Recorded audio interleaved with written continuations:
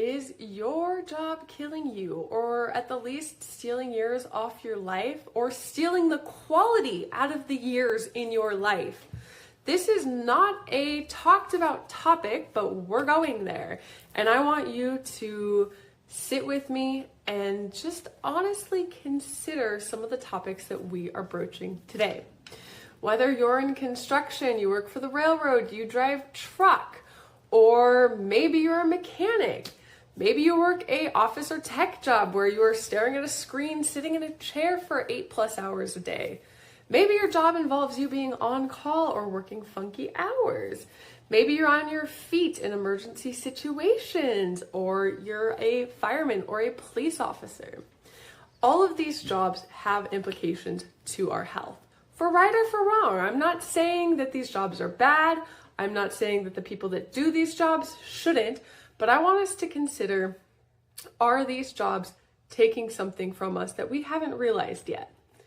And first, I want to talk about the physical component, and then we'll talk about what it does to our mental health and our psyche and the environments that we're in. And then we'll also talk about things you can do to offset, if necessary, the demands of your job so it doesn't steal years off your life, mark you for an early death, or take the quality out of the years in your life that you do have. So first, we're going to talk about physical. Our physical health is so important to our overall health picture. And when I talk about our overall health picture, it doesn't just mean being disease-free. It doesn't just mean being injury-free. It means being happy and healthy. You have a body and you have a mind that allow you to do whatever it is you want to do in this world. Health and happiness are our birthright, and we need to be able to cultivate life and make sure that we have the energy, the strength, the clarity here in our bodies and our minds and our hearts that we need to do our work in the world. So when I talk about physical health, this is our physical bodies being able to keep up with the demands of the work we do. And when we are in jobs such as these that we are discussing today, there's usually a physical toll on the body. We're putting our body in positions it shouldn't be in, or we're doing repetitive things that our bodies weren't naturally meant to do. We are putting our bodies and going in places that they weren't meant to go in. We are overutilizing certain muscles and underutilizing other muscles, and we just do a lot of damage that way. So sometimes we realize that our jobs take a physical toll on our body. Again, be it repetitive stress injuries, from typing, from tooling all day, from painting all day, from farming, from being a mechanic, all the things. So there is a physical component to consider. Your job takes a physical toll on your body. My job takes a physical toll on my body. I work on the computer. I work sitting. I work face to face with people. There is a physical cost to the work I do. So I want you to ponder, is there a physical cost to the work that you are doing? Anything that is causing you physical pain, physical discomfort, or is leaving you and your body less than whole. So maybe it's not just pain and discomfort either. Maybe you're working around chemicals and you walk around with rashes or burns. Maybe you're a chef and you have literal burns. There are all kinds of physical ways that our jobs impact our health. So start here by considering what your job is doing to your physical body. Sit with that for a minute. And then we'll consider what our job is doing to our mental body. And when we talk about our mental body, we're talking about our mind. And are we able to maintain equanimity and calm and display the emotions that we want to display? Are we able to go about the world responding, not reacting? Are we having clarity? Are we having all the things we want to happen in our headspace? I know for me, a lot of times I'm intaking too much information, and the way that manifests is sometimes my brain feels clogged up and fogged up, and then I can't function in other parts of my life. Noted. So where is your job taking a mental toll on you? Now, there's a couple areas we're going to consider in this realm of the mental health. First, there's the stress of your job. Is it stressful? Are you constantly in demand, putting on emergencies? Do you work in a balled up state? Is it frustrating because there's things out of your control that just get silly and it's hard to be around or to experience? Incompetent bosses, dumb rules, too much work, all the things. And then there's the consideration of, are you overusing your senses and is that causing mental disturbances? An example, I sit in front of a screen for work, for school, for all the things. And when I sit in front of a screen too long, it takes a mental toll on me. I get brain fog, I get addicted to dopamine, I get out of sorts, and it feels like it's just kind of like draining the life from me in a way. So are there components to your job that take a toll on your senses, which can also be physical if we're doing something that involves a lot of loud sounds around us, like heavy machinery, or breathing in a lot of toxic fumes, a lot of things we shouldn't be breathing in? This is going to take a physical and a mental toll. Same with, are our eyes exposed to things that they shouldn't be exposed to? So all of these things kind of interplay as we are talking about the mental and the physical. But I want you to start considering, is your job taking a mental toll on you? Do you enjoy the work you do? Do you enjoy the people you do it with? Do you enjoy the hours? Are you on call? Are you working graveyards? Start considering, just consider the mental toll your job might be taking on you and your psyche. And then there's the question is, does your job feed your soul, or does your job allow you money, resources to fulfill your soul outside of your work hours? Your work does not have to be your soul's purpose or your soul work, but your work has to fulfill you enough and not drain and deplete and take too much from you that you have the space to go out and do the things that you want to do outside of work. So are you working a job that's in alignment with yourself, with your morals, with your ethics, and allows you to live in harmony with the work that you were meant to do here on this planet? An example, when I was working in my corporate career a lifetime ago, I felt like I often had to compromise myself and put myself in a position that I didn't enjoy being in. I wouldn't necessarily lie, but you kind of had to finagle things and finesse things to make it look better than it was and not piss off investors or people that were vetting your company or all the things, right? Like you were put in a position of truthfulness versus making sure the company survives and your employees are fed and you're fed.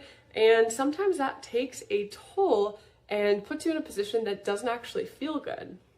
So I didn't have it in me to keep putting myself in compromising positions, or not just that, but I had to be in my constant masculine dominate state to be in this position. I was living up here in a space that actually wasn't really comfortable for me. I want to be free. I want to express myself. I want to bring my authenticity. I want to be friendly. I want to act with compassion. And running a team in the context I was running it in didn't allow me to be in my heart space. And so I was having to use skills and traits that I have, but that drain and deplete me, which was hurting my soul inside. We were also doing work that at the end of the day, I didn't necessarily agree with. I didn't necessarily find it the most ethical or beneficial to people overall. And it really made it hard for me to stay and maintain my equanimity in that position. So is the work you're doing feeding your soul or allowing you to feed your soul elsewhere in your life, or is it taking away from you? So when we look at all of the things, first I want to acknowledge that there are so many jobs out there that are harming people in ways that we don't talk about openly. I know for a fact people that work for the railroad are shaving decades off their life. And I know for a fact when we are in these really high demanding positions that are hard on our bodies, that are hard on our mental health, that put us working weird hours, putting us on call, just it really impacts us. And the employers don't care for the employees, and they see the employees as numbers. They see the employees as something to be moved around and used and dispensed, but they've lost a human element and a human component. So there's not enough care being taken in that space for for a lot of our workers out there. This is frontline workers, this is people in the healthcare industry, this is blue collar workers, this is white collar workers. There is an epidemic of employers not valuing the humanness of their employees. And so unfortunately, you have to do it for you, because employers at the end of the day, they won't put you in imminent danger per se, but they're not going to ensure that you're cultivating a long quality life. That's not their bottom line. Their bottom line is making sure that you're making them more money than you're costing them. So that's an unfortunate truth, but you have to accept it, because once you accept it, you can take action to shift your position and make sure that nobody is taking something from you that you're not willing to give. So how do we do this? How do we navigate? Is everybody needing to quit their jobs? No. But if you are working a demanding job, something that demands a lot of your physical body, of your mental body, of your psyche, of your entire being, and it works for you and you're happy and there's enough things serving you that it's worth staying in, I encourage you to mitigate. Mitigate where you can, because there are so many places where we can make improvements to offset the damages of the job itself. If we're sitting all day, great. Get on a protocol where you're fueling your body properly, you're making sure that things are circulating, you're exercising, you're moving, you're bringing in herbs and support supplements to offset the damage of sitting all day, like I do. Or if you're in a toxic environment, do things to make sure that your detox pathways are open and the stuff you're inputting in your body has the best opportunity to get rid of. Anything that is getting input in the body, our body has to deal with. And if it's a toxin, if it's something our body doesn't need or want, our body has to get rid of it.